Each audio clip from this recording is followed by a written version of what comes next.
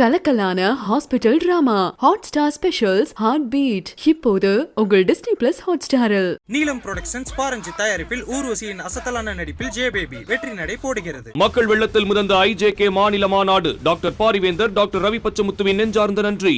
IBC Tamil நேயர்களுக்கு வணக்கம். தமிழகத்தில் தேர்தல் களம் கொஞ்சம் கொஞ்சமாக பரபரப்பை எட்டி இருக்கக்கூடிய நிலையில பரபரப்பாக இருக்கக்கூடிய தமிழகத்தில் பரபரப்பாக இருக்கக்கூடிய தொகுதிகளை நம்ம இப்போ பார்த்துட்டு இருக்கோம். அந்த வகையில் மயிலாடுதுறை தொகுதியை பற்றி இப்போ நம்ம பார்க்கலாம். மயிலாடுதுறை தமிழகத்தில் காவிரி கரையோரமாக இருக்கக்கூடிய இந்த மயிலாடுதுறை தொகுதியானது 1951 வரைக்குமே இதை மாயவரம் தொகுதி அப்படின்னு தான் அழைச்சாங்க. அப்போ மாயவரம் தொகுதியில் இரட்டை உறுப்பினர் முறையானது அமல்ல இருந்துச்சு. மயிலாடுதுறை தொகுதியாக மாற்றிய பிறகு மயிலாடுதுறை, பூம்புகார், குத்தாலம், கும்பகோணம், திருவிடைமருதூர் ஆகிய தொகுதிகளை இணைச்சிருந்தாங்க. அதன் பிறகு தொகுதி மறு சீரமைப்புக்கு பிறகு குத்தாலத்தை நீக்கிட்டு பாபநாசத்தை இணைச்சாங்க. அதன் பிறகு 2009 இங்க தேர்தல் நடைபெற்று வருது. மயிலாடுதுறை தொகுதியை பொறுத்தமட்டில் பார்த்தோமேயானால் காங்கிரஸ் அதிக முறை இங்க வெற்றியை குவிச்சிருக்காங்க அப்படின்னு சொல்லலாம். கிட்டத்தட்ட காங்கிரஸ் 11 முறை இங்க வந்து வின் பண்ணியிருக்காங்க.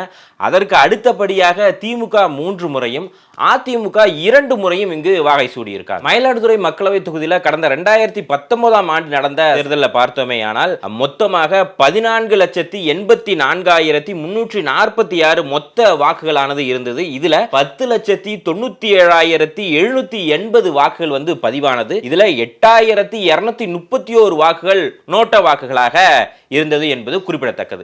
இந்த நிலையில மொத்தமாக 27 வேட்பாளர்கள் வந்து போட்டி போட்டாங்க. இந்த தேர்தலில் திமுக வேட்பாளராக இருந்த சே ராமலிங்கம் அவர்கள் வந்து பார்த்தோமேனால் 5,99,292 வாக்குகளை பெற்று தன்னை எதிர்த்து அதிமுக வேட்பாளராக களம் கண்ட ஆசைமணியை விட கிட்டத்தட்ட 2,61,314 வாக்குகள் அதிகமாக பெற்று வெற்றியை பெற்றார். கூட்டணிக்கு தொகுதியில் இறுதியாக இருக்கக்கூடிய இந்த நிலையில மயிலாடுதுறை தொகுதியில் அனைத்து கட்சி வேட்பாளர்களும் மல்லு கட்டிட்டு வர்றாங்க அப்படின்னு சொல்லலாம். கடந்த தேர்தலில் திமுக வசம் இருந்த மயிலாடுதுறை தொகுதியை மறுபடியும் தக்க வைக்கணும்னு சொல்லிட்டு திமுக கடுமையான முயற்சியில் இருக்காங்க. ஸோ அதனால இப்போ எம்பியாக இருக்கக்கூடிய ராமலிங்கம் எம்பி சீட்டு கேட்பதற்காக அந்த காய்களை வந்து நகர்த்திட்டு இருக்கார்.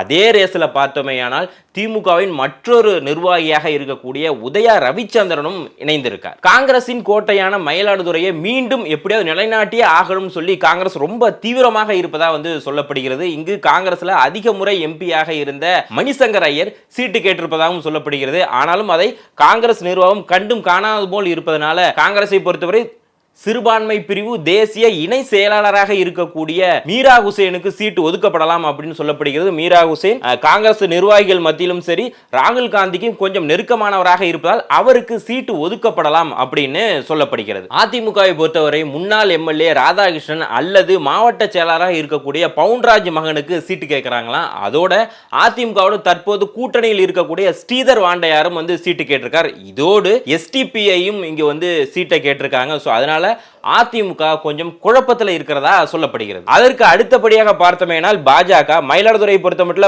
பாஜகவில் மூத்த நிர்வாகியாக இருக்கக்கூடிய அகோரத்துக்கு வந்து சீட்டு கொடுக்கலாம் அப்படின்னு வந்து பரவலாக வந்து பேசப்பட்டது.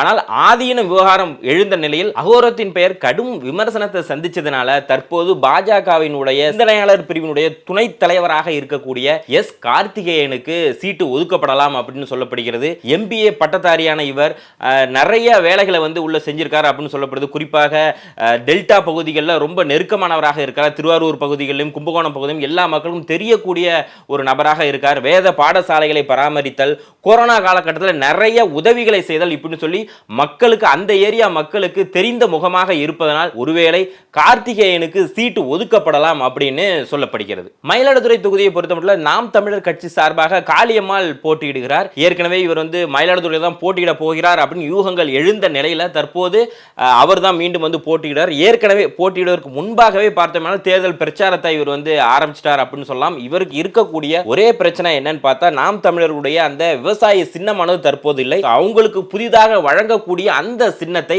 மக்களிடையே கொண்டு சேர்க்க வேண்டும். இதுதான் அவருக்கு இருக்கக்கூடிய ஒரு சவாலான ஒரு பணி என்றே சொல்லலாம். கலக்கலான hospital drama Hotstar specials heart beat இப்போது உங்கள் டிஸ்னி பிளஸ் ஹாட்ஸ்டாரில். நீலம் புரொடக்ஷன்ஸ் பாரஞ்சி தயாரிப்பில் ஊர்வசியின் அசத்தலான நடிப்பில் ஜே பேபி வெற்றி நடை போடுகிறது. மக்கள் வெள்ளத்தில் முதந்த ஐஜேகே மாநில மாநாடு. டாக்டர் பாரிவேந்தர், டாக்டர் ரவி பச்சமுத்துவின் நெஞ்சார்ந்த நன்றி.